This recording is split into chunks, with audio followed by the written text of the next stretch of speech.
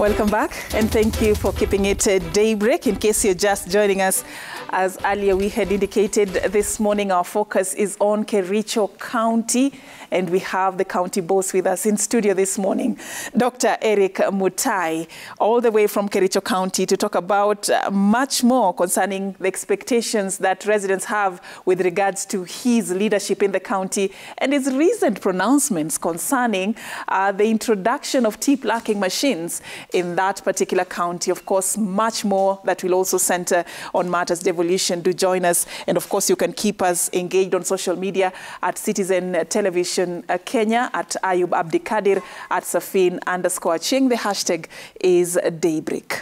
Okay, thank you. And Daktari, thanks for your time and company. Welcome.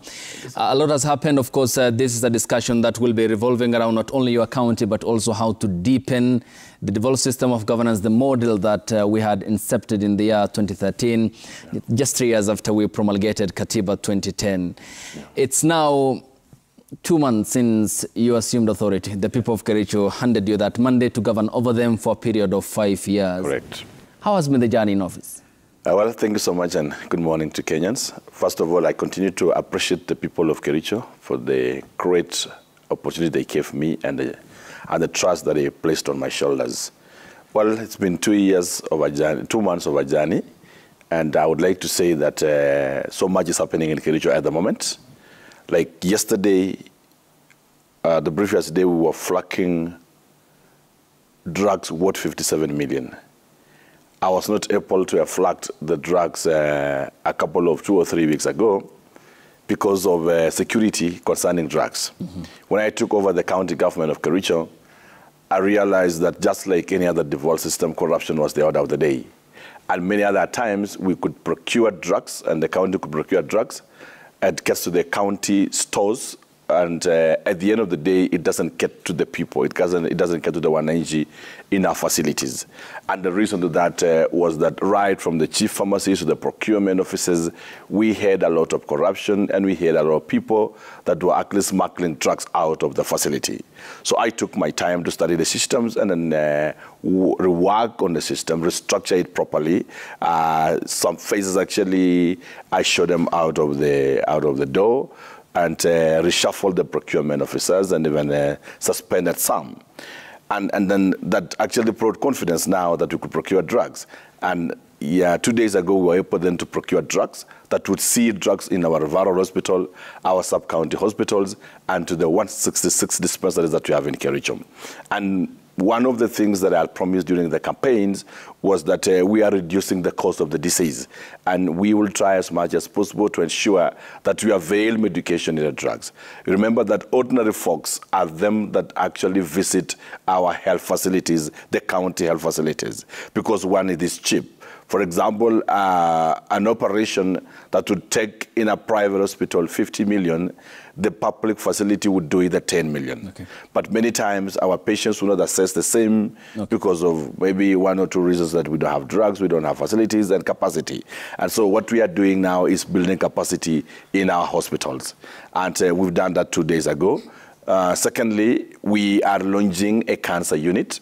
I looked and figured out the money that we have in Kericho County that was allocated to the Department of Health. And looking at it, I realized that, far to say, you know, the hospital in its own self generates revenue.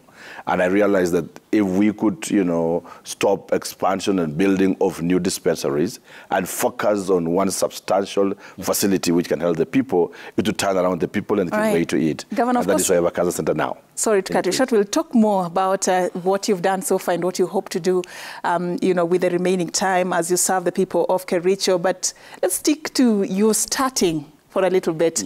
It was not such a smooth start for you, especially with the, you know, row between you and your deputy. Tell us a bit more about how that is shaping out and whether you have managed to resolve whatever dispute that you were having between the two. You see, truth be said, politics is a game of interest. And many other times, whenever you hear fallouts in county governments, with the county assemblies, vis-a-vis the executive, like even what you are seeing in Meru and other places, it doesn't mean there's really a problem with the governor per se as that. But there is a lot of external interference in county systems and running of the county systems. But as to whether we have issues and we have resolved with my deputy governor, we don't have any issue with the deputy governor. We are working so well. We are doing our things. Whatever differences it might have arisen at the teaching stages, we resolve those ones. And we had agreed, even when we came together, that it is the people of Kericho who matters the most and not me and him. And we, of course, like gentlemen, would always resolve, just like any other family. You wouldn't have a problem here and there, but whatever it was at that time was resolved, and we are moving on well, and we are doing good. Okay, Dr. The priority are the people, and there are the clear cases of governors and the deputies falling out, especially in the last term. The case of Nyeri, for example, Dr. Caroline Karogo now out, and Mutai Kahiga re-elected the governor. The case of West Pokot County, the governor did admit that he sent his deputy to the United States to go and lobby for medicines and some other stuff. But given that you have mentioned you have resolved your disputes and that this was an exogenous pressure more or less coming from other quarters, who, to be specific, might have been piling that pressure on your deputy to fall out with you, or might have instigated that? At such an early stage. I wouldn't really want to go into the details of all that, but it wasn't something serious, really. It was just blown out of proportion, you know. But I would say again that the Constitution as it is may need to be relooked at it. Because even when you look into the role of the deputy governor, it is actually so much auxiliary and it's so mighty detached. It's only one statement line that the work of the deputy governor is the principal assistant to the governor. And within that office, there is no clear or specific role at all for the deputy governor, unless assigned roles by the governor. So you will end up, if the governor do not have a good will, then you will end up having a very lazy and a deputy governor who is just there, eating public taxpayers' money and not doing anything unless the governor assigned roles. And so with the current dispensation, really, the deputy governor relies mostly on the goodwill of the governor. And you would see this even in the selection of the deputy governors. A number of governors will not really go for vibrant and energetic deputy governors. They would just go for people to fill the space, so to say, for lack of a better term.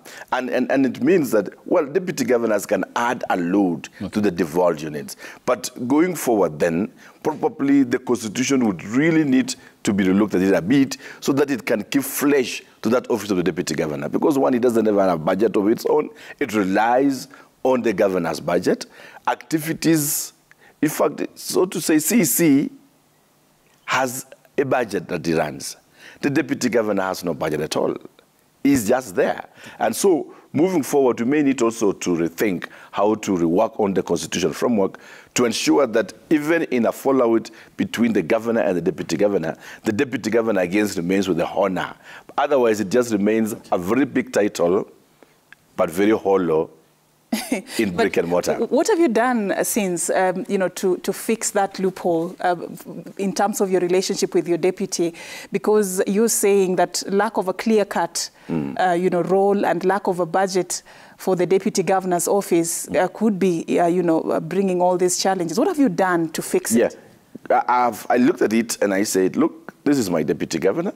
He has his own intelligence. He has his own prowess that, if we utilize well, can help the people of Kericho.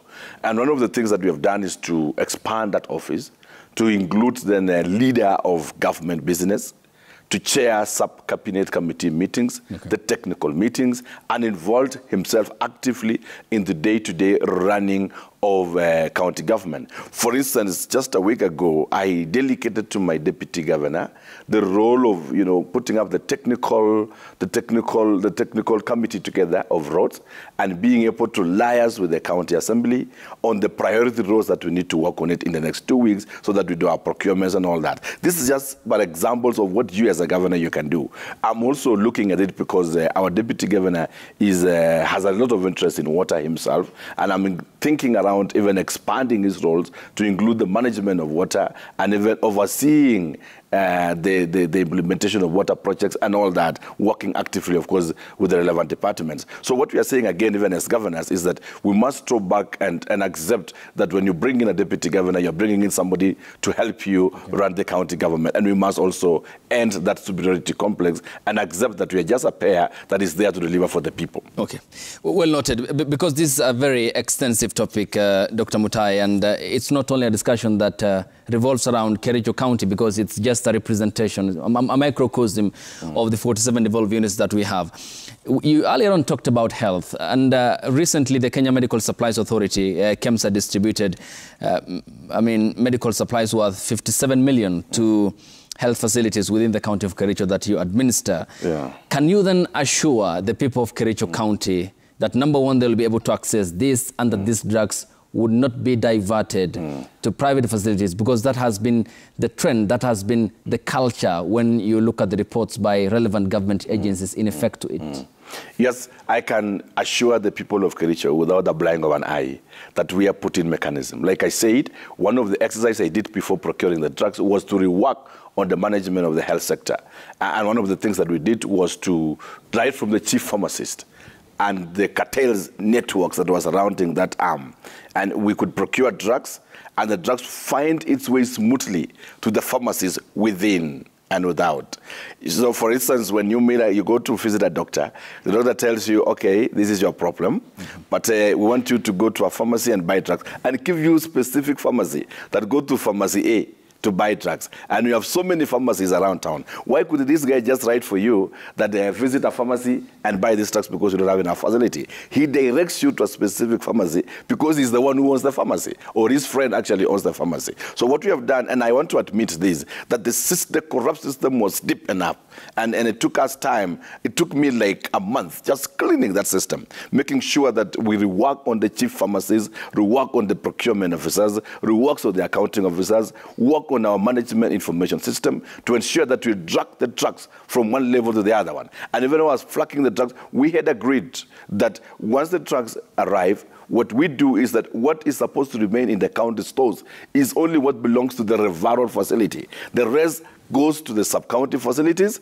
and also goes down to the dispensaries in the villages. And I can assure you, within this period, as from the time we flagged it, and by the end of this week, the drugs will have successfully reached the 166 dispensaries that we have had. And I want to guarantee the people of Kericho that not even one single drug will be stolen from you. We are on top of it. Is it true that you're planning to install CCTV cameras? Yes. Or you have already... Already we are procured. Okay. Because I need, when I sit as the governor, you see, politics is now over. It's management of resources and giving value to people's money. We are putting in place digitalized systems to ensure that when you are seated even as a governor, you're able to see what is happening in this particular room. You're able to see what's happening here. You know, sometimes a patient goes to an X-ray facility or goes for let's say, even an MRI. And while he's there, the doctor will ask him that, can you please give me, if it is supposed to be 5,000 operation, give me 2,000 or 3,000, pockets the money and proceed, which means it denies the county the revenue and it denies the county their capacity to procure other reagents and other necessary requirements for the facility. So we will mount CCTVs. We have changed the payment system. We had crooks accountants that when patients pay money, they were pocketing the money. And we ended up staffing the facility because we don't have, a hospital is supposed to be regenerating itself in terms of revenue. And so what we have done is that I stopped immediately when I studied the systems and realized what was happening. I stopped cash payment.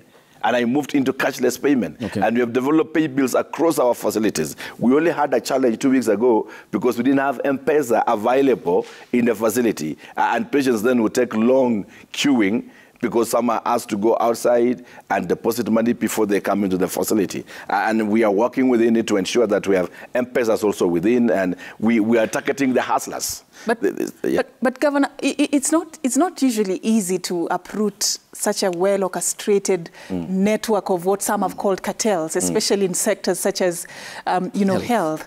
How do you hope to sustain the initiatives and the progress that you are saying you have achieved so far in changing the way of business in the health sector in Kericho County, so that if we host you here, say 1 year or 2 years down the line, the narrative will be the same? I admit and I agree with you. It's difficult sometimes, and it's a challenge to route the system completely, because at the first 1, 2, 3 months, people would try to toe the line, imagining that after 3 months, the governor would have forgotten this and go to other things. But what is important is building institutions. So what we are doing is building institutions and building capacity, going for the right people in the right departments. I can admit to you that at the beginning of devolved units, we have facetly, embraced devolution. People of low competence were placed to positions of leadership.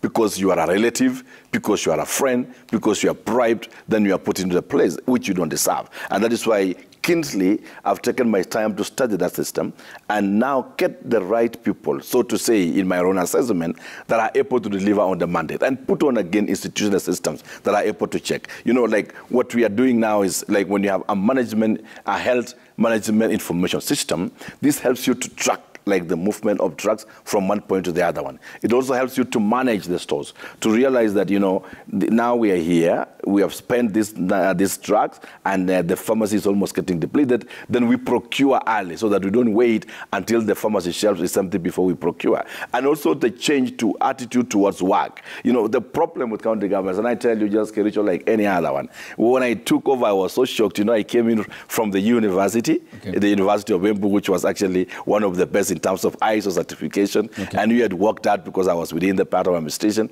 And now you are coming to a place where you go to an office by 10 a.m., no one has even reported to an office.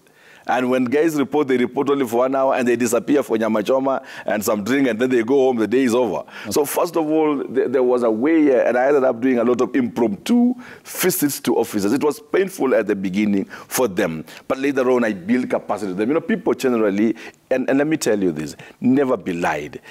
Success of a county government is the leader of that county government. When you are weak at the top, then the system is weak. But when you demonstrate the goodwill and you show and demonstrate to them the need of being to work and the need of doing this right, then people always come up. Okay. Dr. then when you talk about leadership, it's important that this comes from the top, and leadership is very key in any given dispensation. But when you talk about sort of a lackluster in terms of reporting to work, I mean, the employees undertaking their responsibilities and mandates as required by the law, what do you then attribute that to? Because when you flip through reports by government agencies, including the Control of Budget and the Auditor General, clearly there is a failure on the part of the employees, the batch across the counties, as to how they need to be implementing this. Because when we devolve power and resources from the center, the idea was to have mini governments across the counties, and that seems not to be working across all the counties as required. What do you think? What do you attribute it to? What do you think is the problem? Yes, like I said, we have what you call intentional leadership. And devolution, as envisioned by the law, was supposed to bring services close to the people and accelerate the rural economy. Now, we have situations where when you take over as a governor, you don't have a clear vision for what you want from your county. You don't have the willpower to make things happen. Then what happens is that the employees will get used to the usual, in government, basically, people, like if you come to the private sector, if you are a citizen today, for example, when you say you are supposed to be at work by 6, by around 5:40, you are around there preparing for yourself. So we also need to change the culture. We need to change the attitude. We need to build capacity. We need to pick on systems to check them. And one of the systems that I propose to devolve units is the active involvement of performance contracting systems to help us. Like in Kericho, now we are figuring out how to implement performance contracting so that we have sector heads in every department. You see, you go to a department, you don't have even a sector head. You just have a CC, you have a CEO and a director who by themselves, they don't even report to those offices. They manage the offices from their homes or from their luxurious facilities because they have looted so much from the county. And I'll tell you today, in 10 years that went, the cheapest avenue of making quick money was the county governments. And you look, even middle-level employees driving very heavy vehicles, owning palatial facilities, because they themselves were working in the county. At the same time, they were active contractors and contribute to corruption. And now, firsthand, and I've seen this happening even in my county and other counties, what we need is to crack the whip, discipline the counties, make the counties perform, and create targets that at the end of this period of time, over the 6 months, this is what we have achieved. If at the end of 6 months we haven't achieved that, we go back and ask ourselves, why did we achieve? And just a reminder that you have a 5-year mandate. If the people of Kericho would see a reason to renew or refresh that, well and good. Yes, go ahead. And I'm here to also find out how the people are receiving, especially the county officials are receiving this no-nonsense attitude from you, Governor. But we'll talk about that as we continue. Before we take a short break, Governor, recently the President was in your county for an interdenominational service. One of your passionate calls was for a county referral hospital. I want to understand from you why you think this is important for the residents of Kericho County. You see, one, in the entire of Kipsigis land, not only Kericho. When I talk of Kipsigis, I talk of Kericho. Kericho is the father of the Kipsigis community, right? Because Bomet was carved out from Kericho. We have people in the parts of Nakuru, the parts of Nakuru, Kuresoi South, Kuresoi North, stretching all the way to Narok, all the way to Tigir. We don't have one single functional referral. What you call referral is just referral by name. The ambulances that we procure is actually to take patients to Eldoret, to Nairobi, and Kisii for treatment. And the patients, you know, the burden of disease is so expensive to our people. My suggestion then to the national government, because you see, the budget that comes to the county is so thin. Well, actually, 17% in the formula, the CRA, I mean the shared revenue formula, 18% goes to 17 to 18% goes to health in that formula. That percentage largely goes to paying of staff, but not development. And so, in a sense, it's just become a maintenance cost to pay staff, buy drugs, and just move around. But I was requesting the president, and he has gladly accepted, that we need to have one major referral in Kericho, which will be a stopgap measure in the meantime, so that the other next counties, you know, within that area would be able to assess medication. And it's not really a job about just Kericho, but it's about the entire of that Kipsigis land, that at least we can have a level 6 facility done by the national government. Of course, what the county government should do is just to facilitate, provide the land, and then the national government builds on it. And that was my request to the president. Okay, right. Dr. Thank you. Well noted. And when we get back from the break here on Daybreak, we aren't doing this show alone. The people of Kericho have sent in their requests. Of course, you'll respond to some of the issues that they want prioritized by your administration before your tenure expires in August 2027. That's by the grace of God. Later, we also sample your feedback at home because you chose to wake up with us here on Daybreak, and we thank you for your company and keeping us engaged here on the broadcast. All that will be part of the discussion here with Dr. Erick Mutai and my colleague Saf here on Daybreak. And when we get back from the break, the discussion continues. Stay tuned.